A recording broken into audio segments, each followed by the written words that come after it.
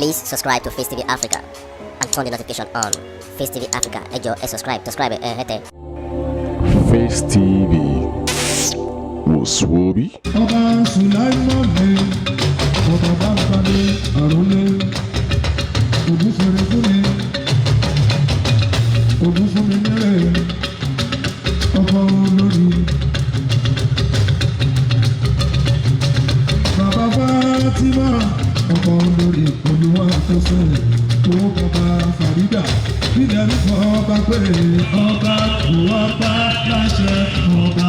Bílẹ̀ ń fọ ọba pé ọba kò ọba láṣẹ ọba tó dá dérò ọba kò ọba láṣẹ ọba ọ̀tọ̀ àwọn ènìyàn. Ẹni tó bá bá fojú dọba àwọn ọmọ àgbo. Ẹni tó bá fojú dọba àwọn ọmọ àgbo. Bílẹ̀ ń fọ ọba pé ọba kò ọba láṣẹ ọba. Bílẹ̀ ń fọ ọba pé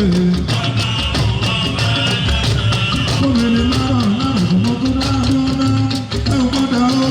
Ṣáájú ní ààrẹ gbẹ́nà àádùn.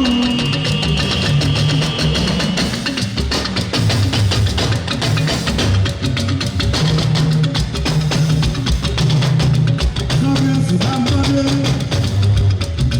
Kábíyèsí ló ní kí n kọrin dúpẹ́ bóyá kí n ti gbé o, òkèèrè o. Kí n ti gbé o, òkèèrè o.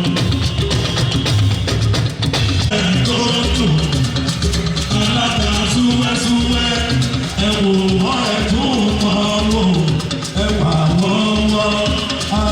Bó ṣe dún lédè ẹ jọ̀wọ́ ẹ má ṣe ọmọ dáṣà kí màmá lọ sẹ́yìn.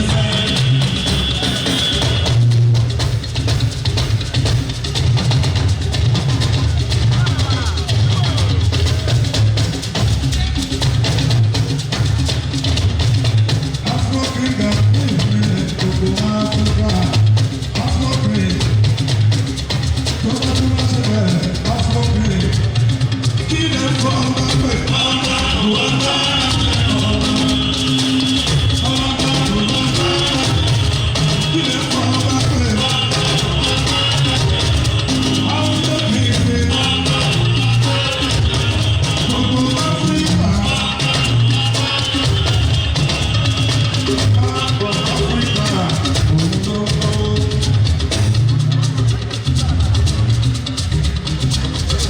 Ọmọ bá dáre, ọmọ yèyé olókun,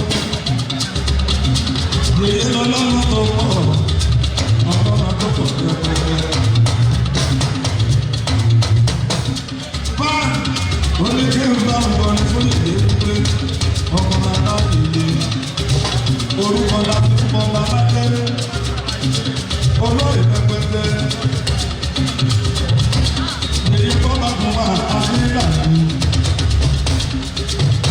Please subscribe to Facetv Africa and turn the notification on. Facetv Africa, ẹ jọ̀ọ́ ẹ subscribe hete. Face TV Muswobi.